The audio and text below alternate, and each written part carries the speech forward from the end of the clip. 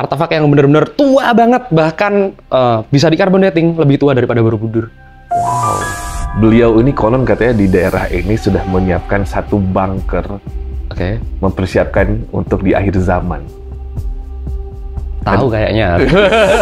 Banyak sekali intrik-intrik yang sedang dilakukan untuk menuju memperbaiki Indonesia sampai ke 6 bulan terakhir ini. Tapi yang pasti satu matahari bakalan lenyap, bakalan tenggelam, bakalan habis. Salah satu matahari tersebut? Iya. Ini ada hubungan dengan pemakzulan itu?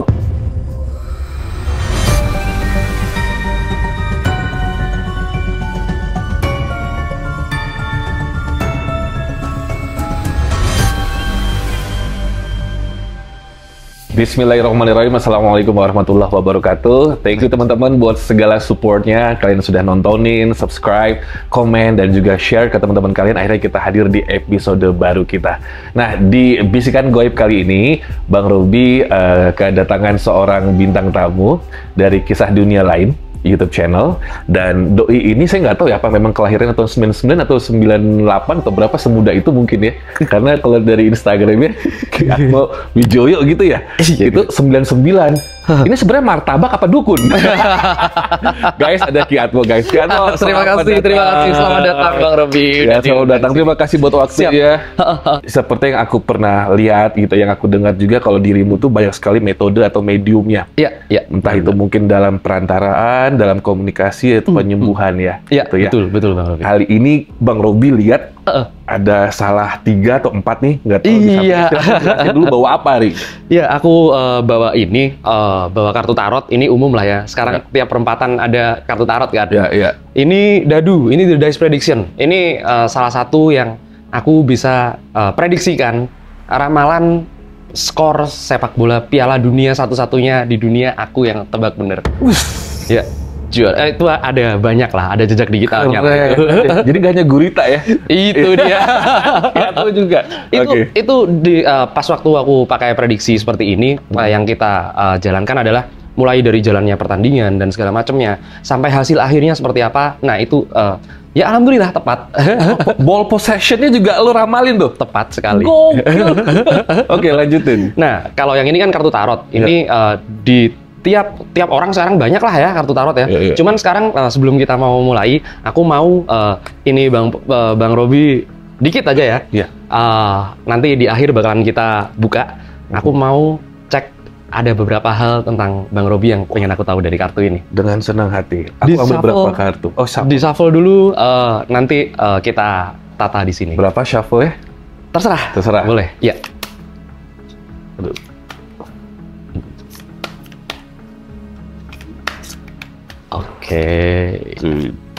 Ya, dah. Oke. Izin ya, Bang. Silakan. Aku taruh di sini. Nanti ada sesuatu ya mungkin apa namanya? Viewersnya channel ini pasti penasaran ada apa sama Bang Robi kan? Aku penasaran. Bentar. Aku tutup dulu buat terakhir aja. Oke. Dan ini namanya adalah metode tebaran Celtic. Udah nggak apa-apa, aman. Metode sebaran Celtic, dari Celtic. Karena ini kan tradisinya ada di tradisi Eropa ya. Eropa. Oke, udah aku taruh di sini aja dulu. Oh, nanti dibukain nanti nih? Iya, nanti aja. Kalau yang di sebelah kirinya lagi itu apaan? Oh, ini. Peranasan aku. Ini gini Bang Robi, ini kan lagi kita syuting ini lagi bulan-bulan Suro ya. Bulan-bulan Suro. Biasanya orang kan mandiin keris, mandiin segala macam. Kebetulan aku punya yang salah satu besi aji, ini levelnya artefak kalau aku bilang. Artefak masuk ya? Ini masuknya ada di apa namanya, artefak yang benar-benar tua banget, bahkan bisa di carbon dating, lebih tua daripada Borobudur. Wow.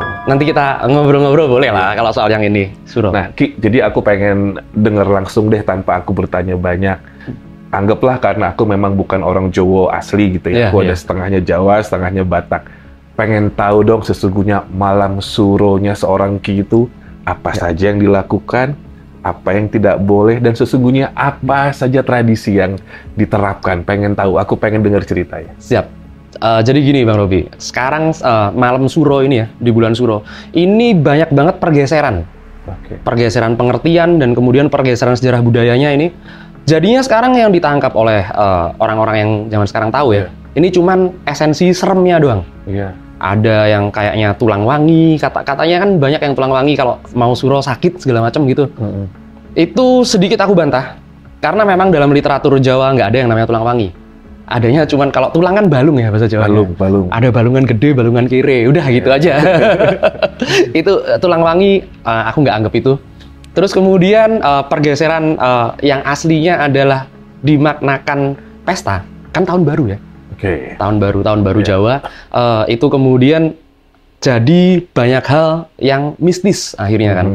Nah, tahun baru Jawa sendiri yang disebut Suro ini sebenarnya baru di eranya Sultan Agung. Baru di eranya Sultan Agung, yaitu tahun 1500-1600-an. Sebelumnya tahun barunya Jawa bukan Suro, tahun Saka. Ya, sekarang dirayakan umat-umat Hindu Bali, ya kan? Seperti itu. Dan kemudian sekarang ini adalah salah satu bulan yang memang benar-benar satu dari 4 bulan yang haram. Makanya namanya kalau di Arab kan Muharram. Jadi bukan haram ya, tapi memang suci, kayak tanah haromain, tanah haram seperti itu. Nah, kita sendiri banyak banget hal-hal yang mesti dilakukan sebagai orang yang bergelut di dunia spiritual kalau aku bilang. Mengasah diri, kemudian kita bisa kita bisa menebarkan banyak falsafah lah. Makanya ada yang namanya sekaten, kemudian gerbek suro, kemudian ada hal kirap yang kemudian memang itu dipamerkan masyarakat. Mereka harus bisa mengerti apa itu esensinya di balik Suro ini. Jadi bukan hanya hal-hal yang seremnya. Mistisnya saja gitu. Betul, seperti Tapi itu. kalau larangan-larangan yang memang diharapkan tidak terjadi atau dilakukan di saat malam satu Suro itu betul ya? Dan itu apa aja larangannya, Ki? Iya, banyak banget ya. Kalau menurut mitos-mitos kan larangannya ada yang bulan Suro khususnya nggak boleh menikah. Oh, iya, ada memang. Kalau udah kepepet gimana? Jadi ada juga larangan yang katanya dilarang keluar rumah. Pada saat malam satu Suro itu saat malam satu Suro, harusnya di dalam rumah aja berkontemplasi sama diri sendiri. Dan, renungan suci lah. Renungan suci lah, seperti itu. Dan sebenarnya larangan-larangan yang seperti itu, kalau aku bilang sebagai orang yang belajar tradisi ya, sebagai orang yang belajar tradisi, itu namanya patrap. Patrap itu tergantung kalian mau melakukan apa tidak. Seperti itu. Kalau kalian yakin bahwa itu adalah hal yang baik untuk keluar ataupun untuk seumpamanya menyaksikan gerbek suro atau ikut rebutan, adalah berkah-berkahnya itu. Berkah nasi seperti itu ya, tumpeng ya. Iya, itu malah bagus, Bang. Itu malah bagus. Ya memang kita harus merayakan. Nanti setelah itu, mulai kita ada beberapa ilmu-ilmu yang memang harus dimulai di bulan Suro. Nah, kalau Ki sendiri kalau boleh di-share, kemarin malam satu Suro tidur nggak? Tidur ngapain aja kalau nggak tidur? Coba ceritain. Iya, jadi aku punya salah satu ritual di hari-hari tertentu di satu Suro. Yang paling aku lakukan itu biasanya adalah aku nggak komunikasi sama siapapun. Sama istri juga? Nggak komunikasi. Nggak ngambek istri? Udah paham. Nggak ngambek ya? Kamu cowok juga? Oh enggak, jadi mengerti. Udah ngerti. Kalau nggak berkomunikasi ngapain? Kemana? Ke sebuah ruangan kah kalau boleh tahu? Biasanya ada 2 hal. Saya kalau nggak ke gunung, ke laut, atau kalau terpaksa nggak bisa 2 ini, ya di kamar aja udah. Seperti itu. Udah, nanti kita... Karena gini, saya paham ya, ada mbah-mbahnya teko. Ibaratnya datang lah ya. Nah itu memang benar-benar iya. Jadi kalau ada beberapa orang yang ngalamin sakit tanpa tanpa gejala medis ya kan. Nah itu ada sesuatu di situ. Leluhur kalian datang kemudian menyampaikan banyak hal, menyampaikan pesan-pesan. Nah seperti itu. Malam satu Suro kemarin aku sakit aja. Reja, jangan melamun. Kemarin saya sakit mulai malam satu Suro ya.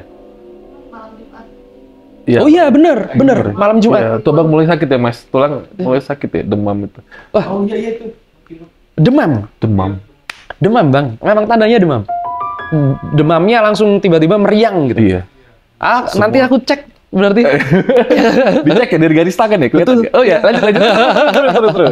Siap. Oke lanjut. Terus jadi kalau Ki itu ngapain aja? Jadi ada yang datang. Kemarin ada yang datang. Ada banyak banget. Banyak banget yang datang. Sampai ada nih keturunan sopo toh? Penasaran. Boleh dibongkar kan ya? Ya, boleh. Izin nanya gini, nanya dulu sama siapa nggak? Enggak apa-apa. Nggak apa-apa ya? Nggak apa-apa. Lanjut. Ya, sebenarnya gini, ini kan nasab ya kalau urusan seperti itu. Aku nggak boleh bongkar banyak hal, tapi salah satu kakek buyutku itu pendiri salah satu aliran kepercayaan yang sekarang masih aktif di Indonesia. Pusatnya di Purworejo, Jogja, Jawa Tengah itu. Itu ya memang seperti itu. Jadi memang ada seperti itu. Ke atas-atasnya lagi, wah aku nggak enak Bang Robi. Ntar dipikirkan paham. Orang zaman sekarang kan, wah aku turunan raja, nggak apa-apa, nggak usah lah. Oke. Nah jadi Ki pada saat menyendiri kemarin, apakah ada perubahan atau penambahan ilmu kah, atau kekuatan kah, atau apa yang dirasakan? Yang paling dirasakan itu makna tentang hidup Bang Robi sebenarnya. Karena berkontemplasi tadi. Betul. Jadi bagaimana pemikiran-pemikiran orang zaman dulu itu melihat dunia di zaman sekarang, kita terjemahkan itu ke dalam dunia yang sekarang. Kita harus bersikap seperti apa kalau zaman seperti ini. Anggaplah sekarang banyak orang yang ngerasa hidupnya susah, banyak banget orang yang ngerasa hidupnya susah dan lain sebagainya kan. Kenapa kita seperti ini? Apa ada yang salah dari kita? Apa kemudian ada yang salah dari orang lain? Apa memang dalam jagat alit dalam diri kita, atau memang kesalahannya ada di jagat besar seperti itu. Nah, nanti olah pemikiran itu akhirnya akan diterapkan pada tradisi yang namanya ruatan juga di bulan Suro. Seperti itu. Aku mau izin tanya sama Ki lagi. Ki, dari ini kan hanya salah satunya. Betul. Ki ini punya berapa pusaka kalau boleh tahu? Oke, untuk besi aji ya, untuk besi aji itu keris, tombak dan lain sebagainya sekitar 360-an. Buset. Ya. Soalnya gini, yang Bang Robi dengar ya teman-teman. Beberapa pusaka-pusaka yang memang ada penghuni atau yang memiliki lah, ada yang memiliki. Konon katanya di malam satu suro itu mereka mempunyai energi tersendiri dan bisa berdiri, bahkan terbang. Ya. Saya sudah melihat itu, punya Master Limban. Jujur, nggak apa-apa ya Master Bang Robi. Aku kan anakmu toh. Aku bongkar aja. Master itu satu tongkatnya itu bisa berdiri sendiri dan bahkan terbang. Ada yang hidup lah gitu. Ini maaf Ki. Ya. Yang ini bisa juga saking ini udah setua itu atau bagaimana, ceritakan boleh? Bisa Bang Robi. Hal seperti itu bisa terjadi. Berarti yang punya master itu bukan ilusi optik atau hanya karena dia salah satu magician juga ya? Memang bisa ya? Bisa, memang bisa. Ada hal-hal tertentu yang mengakibatkan besi aji, keris, tombak segala macam itu bisa terbang, bisa bisa berdiri. Dan kan yang umum kan biasanya diberdiriin gitu kan. Itu bisa dia juga berdiri sendiri, tapi ada beberapa syarat dan ketentuan memang. Kayak dapetin kuis ya, syarat dan ketentuan. Seperti itu kira-kira. Jadi beneran ya Ki? Bener. Kemarin berapa yang berdiri Ki? Pada saat malam satu suro. Saya gini Bang, saya jadwalkan mereka nggak di malam satu suro. Ada jadwalnya. Kalau buat saya ada jadwalnya. Seperti itu. Kenapa saya nggak urusin pusaka-pusaka yang berbentuk besi aji di bulan satu suro persis? Itu adab saya sama keraton-keraton yang masih ada di Nusantara. Seperti itu. Mereka semua keraton itu mengeluarkan pusakanya di satu suro. Kalau saya keluarin pusaka saya di satu suro juga, apa nggak nantang itu namanya? Nggak nyaingin. Udah, lihat itu aja dulu. Kan gitu kan. Sebagai orang biasa lah. Iya. Kita serahkan kepada yang keraton dulu. Ini ada satu isu, bukan isu sih teman-teman. Ada satu rumor ya, saya mau cross-check ke Ki. Mungkin teman-teman belum pernah dengar. Jadi di salah satu daerah di Jawa, ada seorang, saya bisa bilangnya apa ya, guru spiritual lah. Beliau ini konon katanya di daerah ini sudah menyiapkan satu bunker, mempersiapkan untuk di akhir zaman. Tahu kayaknya. Dengar juga ya? Dengar. Bener. Kalau Ki bilang tahu ya, udah berarti benar. Jadi katanya sih bunker ini dipersiapkan buat pengikutnya. Tapi beliau ini bukan aliran sesat ya teman-teman? Enggak, bukan aliran dia. Beliau ini enggak aliran sesat. Jadi pengikutnya orang-orang yang disayang itu sedang dibangun persiapan bunkernya. Ki, dari semua medium ini, dirimu pasti sudah pernah mendengar tidak hanya tentang bunker itu, tapi tentang akhir zaman. Kenapa beliau sudah membangun dari sekarang? Emang dirimu merasakan sudah dekat? Kiamat sudah dekat. Sudah dekat. Kiamat sudah dekat itu adalah salah satu judul film kan. Enggak, tapi Ki melihatnya memang seperti itu dari setiap penglihatan, pesan atau ramalan yang kita lihat. Jadi setiap zaman ada akhirnya untuk permulaan yang baru.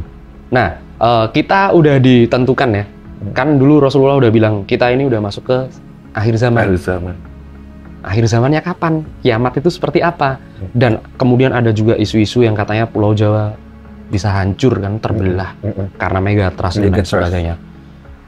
Kalau aku bilang sih Bang, ini sangat memungkinkan sekali terjadi. Secara sains maupun secara dunia metafisika kita bisa buktikan dua hal yang memang benar-benar. Kalau alam itu selalu bervibrasi dengan manusianya. Ada isu bahwa ini ya sekarang ya polanya adalah bahwa ini kita ngomongin skala global dunia nih. Ini bakalan masuk ke perang dunia ketiga yang benar-benar perang. Karena apa? Dulu tatanan perang kemudian diselesaikan dengan cara sama-sama satu grup ekonomi. Eropa seperti itu, Amerika seperti itu. Sekarang grup-grup ekonomi itu mulai terpecah-pecah. Itu yang akan mengakibatkan sekarang ya, yang menang adalah orang yang benar-benar jagoan.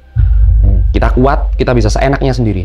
Kayak kemarin ada salah satu negara yang kemudian menyerang negara lain tanpa mendeklarasikan perang, tanpa persetujuan Kongres, itu nggak masuk akal Bang. Tapi karena mereka udah kuat, siapa yang mau ingetin? Nggak ada. Nggak ada. Di kita, Nusantara, akan terjadi seperti itu juga. Di Nusantara akan terjadi seperti itu juga. Kita kuat, kalian mau apa? Kalian kalau di internal kita sendiri. Di Nusantara ini. Di Nusantara ini, kalian, aku ini orang kuat. Kalau kalian nggak terima, mau apa? Nggak terima, aku injak, selesai. Ya kan? Kayaknya udah terjadi, sedang terjadi bukan? Sedang terjadi, sedang berproses. Dan kemudian tinggal satu lagi. Vibrasinya kan jalan ya ini ya, seperti itu. Emangnya kalau kita sebagai orang Nusantara, emangnya ada konsep makhluk hidup sama benda mati? Benda hidup, benda mati? Nggak ada. Semua benda itu hidup. Semua benda itu punya partikel yang semuanya bergetar. Semua punya frekuensi sendiri. Ketika menangkap seperti itu, ya itu yang dibilang alam nggak bakalan diem aja Bang. Alam nggak bakalan diem aja. Mereka juga Tuhan lihat kan seperti ini, ya udah. Akan di-reset lagi, akan benar-benar di-reset lagi zaman baru seperti itu. Itu yang memang benar-benar dikhawatirkan. Cuman kalau kita berpikiran secara fisik ya Bang ya, itu agak mentah sih Bang. Karena memang risetnya ntar di batin Bang. Risetnya nanti benar-benar di batin, di jiwa. Sekarang kita cek aja ya, kita cek berapa banyak orang-orang yang di era kita itu perkalian udah gampang, pelajaran, pengetahuan segala macam udah ya. Sekarang kita tanyakan ke orang-orang seumuran kita di waktu itu, udah geser zamannya. Itulah yang nanti akan diriset oleh alam Bang, seperti itu. Jadi dirimu melihat itu ya? Gawat sekali kalau itu, gawat sekali, bener-bener gawat sekali. Kalau aku coba ngobrol-ngobrol dengan teman-teman yang memang punya penglihatan tersebut, waktunya sih nggak jauh lagi. Nggak jauh lagi? Nggak jauh lagi. Oke. Sebentar Bang, dikit aja. Aku sambung itu tadi. Bukannya ada yang udah pernah bilang 2030 Indonesia selesai? Iya. Ada kan? Ada. Ya udah, itu aja. Sambung lagi Bang. Aduh, seru banget ya. Oke Ki, aku mau kembali ke Malam Satu Suro Ki ya. Ini aku mau tanya tentang sesuatu sih sebenarnya, ngomong soal hal atau peristiwa goib. Makhluk goib, the demit. Kita memang tadi kata Ki kan nggak usah ngomongin yang horor-horor lah Malam Satu Suro. Tapi kan aku orang awam. Kalau orang atau masyarakat melihat Malam Satu Suro itu menakutkan, artinya kan ada kompilasi kesaksian bahwa mereka melihat hal-hal yang aneh. Ini kira-kira hal-hal yang aneh dan makhluk goib yang keluar pada saat malam tahun baru, Malam Satu Suro ini apa aja sih Ki? Dan bentukannya itu seperti apa? Mau pengen tahu aku. Jadi di dalam tradisi Jawa ada 13 tingkat makhluk gaib. Mulai dari dedemit, kajiman, lelembut dan lain sebagainya, kemudian atman, kemudian yang paling tinggi asurah namanya. Mereka juga merayakan, Bang. Mereka juga merayakan karena mereka juga tahu mereka itu berkomunikasi dengan kita secara langsung. Dunianya aja yang beda. Anggaplah ya. Jadi itulah bagusnya orang-orang Jawa itu bisa benar-benar makhluk gaib itu mereka mendefinisikannya secara tepat. Ini di sini ada makhluk gaib Bang, bentuknya lelembut. Lelembut dalam pengertian Jawa adalah barang yang benar-benar lembut sekali, mikroba lah kalau kita bilang sekarang, yang bisa memproses apa segala macam. Dan mereka juga merayakan Satu Suro. Apalagi makhluk-makhluk yang bentuknya seperti, anggaplah seperti sekarang yang paling yang paling hits di Indonesia Raya dari dulu sampai sekarang, Nyi Roro Kidul gitu. Apakah merayakan satu suro juga dan kerajaan-kerajaannya? Loh, ya yang seperti itu. Memang seperti itu. Mereka ikut merayakannya dengan beralkulturisasi dengan manusia-manusia. Seperti itu memang. Jadi wajar lah ya kalau kemudian orang lagi jalan malam satu suro, apalagi di tahun 80-an, 70-an. Nggak ada listrik segala macam, tahu-tahu apa itu? memang mereka juga merayakan. Dan walaupun sebenarnya mungkin tidak hanya orang Jawa, maksudnya kalau kita kan berpikirnya malam satu suro itu hanya orang Jawa saja yang merayakan. Tapi sebenarnya perayaan itu ada di semua daerah ya. Ada di semua daerah. Ada di semua daerah. Bahkan kalau satu suro yang kita pakai tanggalannya adalah 1 Muharram ini. Ini kan ada di Al-Quran ini, Bang. Iya. 1 dari 4 bulan yang istimewa, ya kan? Loh, katanya semua hari baik. Tunggu dulu, kalau semua hari baik aku bisa bantah. Aku bisa bantah itu. Kalau semua hari baik, orang bisa nanam di musim kering dengan hasil yang sama seperti musim penghujan. Enggak, semua hari baik untuk tujuannya sendiri. Untuk peruntukannya sendiri juga. Betul, tepat sekali. Jadi, hari yang baik ini adalah, satu suro ini ya, hari yang baik ini adalah salah satu siklus, Bang. Memutus salah satu siklus. Di situ ada banyak riwayat ya, yang bilang kalau satu suro ini sendiri, selain dirayakan, kenapa selain dirayakan manusia, makhluk-makhluk lain juga ikut merayakan? Karena ada keistimewaan-keistimewaannya, Bang. Contohnya, Nabi Nuh, kapalnya sandar pas waktu satu suro. Kemudian bahkan ada riwayat-riwayat yang lain, bisa dicek kok itu, benar-benar bisa dicek, ada riwayatnya. Nabi Adam diciptakan di satu suro. Satu suro. Kemudian Nabi Adam diterima tobatnya di satu suro. Banyak sekali event-event yang memang berhubungan dengan satu suro ini. Seperti itu. Hijriyah itu juga sebenarnya kan mulainya di suro ini. Kenapa mereka hijrah dan lain sebagainya. Akhirnya bukan cuma manusia yang punya kebiasaan itu.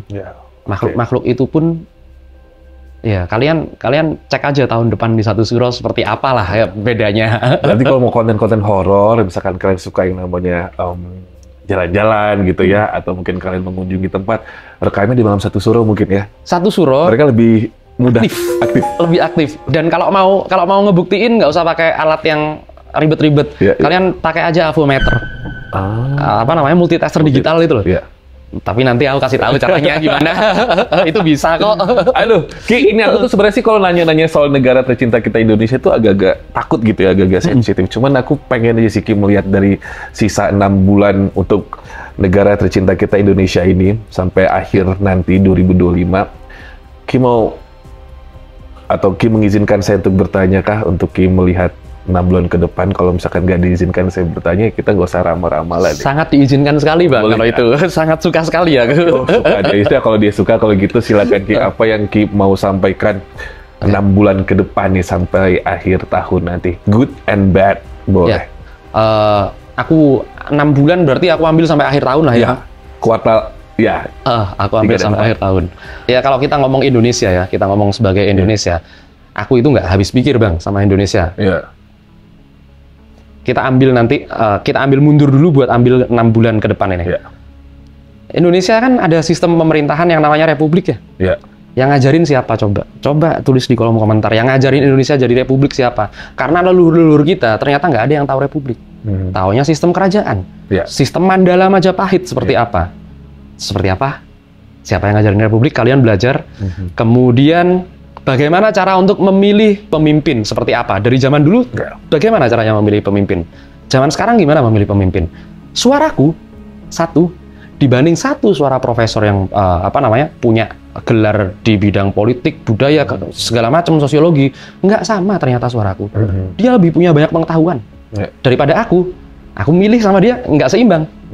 Kalau diseimbangkan apa hasilnya kira-kira? Kuantitas dan bukan kualitas. Saat semuanya udah ya kita tahu lah ya, ini hukum alam, sunatullah hukum alam. Saat semuanya udah jenuh, saat semuanya sudah jenuh, titik jenuh, maka akan ada ledakan. Apapun itu, mau tekanan, mau viskositas cairan segala macam, pasti akan terjadi ledakan. Ledakan itu kalau bisa diredam bagus, bisa diredamnya hanya dengan kemuliaan. Bagaimana cara kita sebagai pemimpin negeri, nggak tahu ini mau negeri Wakanda, mau negeri Konoha, mau Indonesia, ya kan? Gimana caranya kita mengkontemplasi omongan kita bukan hanya omongan dengan perbuatan yang serupa, tapi aku paham banget, banyak sekali intrik-intrik yang sedang dilakukan untuk menuju memperbaiki Indonesia sampai ke 6 bulan terakhir ini. Tapi yang pasti satu matahari bakalan lenyap, bakalan tenggelam, bakalan habis seperti itu. Salah satu matahari tersebut. Iya. Ini ada hubungan dengan pemakzulan itu. Hubungannya banyak, Bang. Kalau aku bilang tenggelam kan, tenggelam bisa jadi ya mengarahnya ke sana. Mengarahnya ke sana bisa juga nyawa manusia. Itu dia. Bisa juga nyawa manusia. Bisa juga nyawa Berarti manusia. dirimu melihat ada musibah di sini. Ada sebuah langkah yang banyak merugikan orang lain, orang banyak. Musibah jelas. Buat siapa? Musibah bagi dia bisa jadi berkah buat rakyat yang lain, atau musibah bagi rakyat yang lain bisa jadi berkah buat satu orang. Oke. Satu orang ya di sini. Satu orang di sini. Ini tebak-tebak buah manggis ya jadinya ya. Saya agak berpikir agak sedikit harus sensitif dan juga harus lebih tajam ini kalau mengambil diksi-diksi yang digunakan oleh Ki ini ya. Jadi kalau misalkan kamu yang mau jadi kliennya Ki ya, kalau kira-kira ilmunya nggak nyampe, nggak bisa nerima omongan dia. Beliau ini bahasanya dan pemilihan diksinya itu tinggi banget ya. Aku yakin banget ini literasinya beliau ini tinggi ya. Karena mulai dari cara berbicara dan juga apapun yang disampaikan beliau ini tidak sekedar bagian yang surface saja atau di permukaan, tapi sangat berdasar gitu, ada fundamentalnya. Ki, Siap. kalau misalkan melihat musibah alam, kalau kita lihat kan tahun ini tampaknya Allah nggak ngasih kita kemarau panjang ya. Betul. Kayaknya ya. Betul. Bahkan Bekasi aja dingin banget gitu. Dingin banget. Bekasi aja kayak puncak dingin banget gitu. Iya. Apakah ini sebenarnya tanda yang baik atau malah mengarah kepada ya Allah akan menegur kita lagi dengan sebuah musibah alam atau bagaimana? Ya, bagusnya gini. Kalau tahun kemarin kita dikasih panasnya nggak karuan. Iya. Tahun kemarin kan. Bener-bener itu menggambarkan suhu yang ada di Nusantara. Panas banget. Sekarang kita dikasih hujan, dikasih dingin, dikasih adem. Tapi bang, lihat ya, cek ya, bener-bener cek ini. Agustus, September. Agustus nggak lama lagi, berarti September lah. September, Oktober. Di 2 bulan ini, nanti suhu akan meningkat. Suhu bener-bener akan meningkat. Karena memang ada pergerakan yang meningkat di masyarakat kita. Itu ngaruh sebenarnya ya? Ngaruh.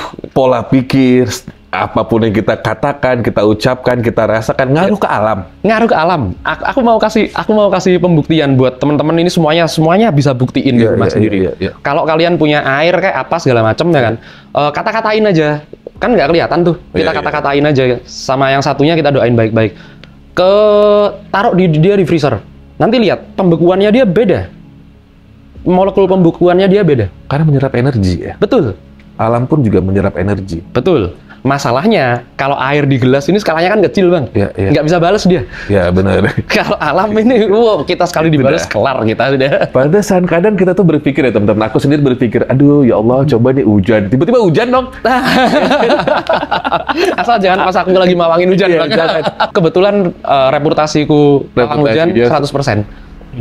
Alhamdulillah itu. Budget berapa tuh? Aduh. Ya siapa tahu ada yang mau ada gelaran acara, sunatan atau apa ya. Ki, aku pengen tanya deh, ini sesuatu yang agak di luar dari konteks kita sih sebelum aku berbicara soal alam lagi. Oke. Ki kan sekarang sudah mulai mengekspos dan mengeksplor diri di social media. Ya sudah lumayan lah ya. Sudah makin banyak yang kenal. Makin banyak yang tahu apa yang dirimu bisa lakukan, apa yang dirimu capable of gitu. Makin sering posting sosmed di social media, di Instagram, di YouTube. Apakah benar antara dukun-dukun yang terkenal ini saling serang? Bang Robi, aku waktu pertama kali datang ke Jakarta ini, aku kan rantau ya dari Jawa ya. Aku waktu pertama kali datang ke Jakarta ini, tujuanku adalah aku nggak percaya di Jakarta ada orang sakti. Nggak percaya, aku nggak percaya. Serius. Apa? Orang-orang Jakarta itu makannya udah enak, mereka deket aja ada warung. Kita orang, wah, mana ada orang sering puasa nggak kalian di Jakarta? Bisa nggak kalian nahan puasa seperti itu? Aku nggak percaya. Waktu pertama kali aku datang ke Jakarta, yang datengin adalah ngedatengin dukun-dukun dari Taman Mini itu. Itu banyak banget teman-teman kita di situ. Banyak. Ya, banyak banget. Mereka kuncen. Iya. itu rumah-rumah itu ya, lanjut. Iya, dan itu aku bener-bener kenal secara personal kan. Kita bener-bener, mana sih katanya ada orang sakti, aku nggak percaya anjir. Masa sih di Jakarta ada orang sakti? Ternyata ya memang mereka punya sesuatu ya. Mereka punya sesuatu dan kita ini sebenarnya punya koneksi di nasional. Ya. Ada lembaga hukumnya, Bang. Untuk perdukunan. Betul. Namanya FKPPAI, Forum Komunikasi dan Penyembuh Alternatif Indonesia. Penyembuh alternatif. Badan hukumnya ini apa namanya, Dewan Penasehatnya Pak Wiranto. Seperti itu. Tapi kalaupun ada orang-orang yang memang menganggap satu dukun dan satu dukun lainnya ini lagi bermasalah. Ini misalkan ya, aku punya klien nih, minta dipeletin orang, ya kan? Nah, ini orang yang dipeletin ini kebetulan dia kliennya Bang Robi seumpama, ya kan? Ini proteksinya kan dari situ. Apakah kita akan clash? Apakah kita akan berbenturan seperti apa? Yang berbenturan itu adalah ilmu dan metode kita. Kalau kita sebagai praktisinya ya, paranormalnya ya, kita ngumpul bareng ya udah bercanda-bercanda aja. Tapi ya tetap bercanda-bercanda emang bisa tas gitu. Itu kalau gathering sering banget seperti itu. Jadi kalau Ki lebih ke putih atau hitam? Aku all round, Bang. Kayak Ben 10. All round ya? All round aku, Bang. Nah, berarti sekarang secara nggak langsung saya sudah mulai minta ada pemagaran dari Ki juga ya. Bye-bye sama gue, Ki ya. Bye-bye sama gue, Ki ya. Dulu konon katanya sampai ada helikopter yang ngebawa sampai ke atas gunung kerbau-kerbau. Ngebawa ke atas kerbau-kerbau. Ngebawa ke atas gunung kerbau-kerbau untuk sesembahan demi jabatan. Betul atau tidak? Eight of Cup, Judgment. Wow, Judgment. Ya. Wow. Six of Pentacles. Udah lama nggak kontak, udah lama cut off. Dari masa lalu, udah lama nggak kontak. Kemudian nanti kontak lagi. Ini akan bikin sesuatu yang baru. Good or bad?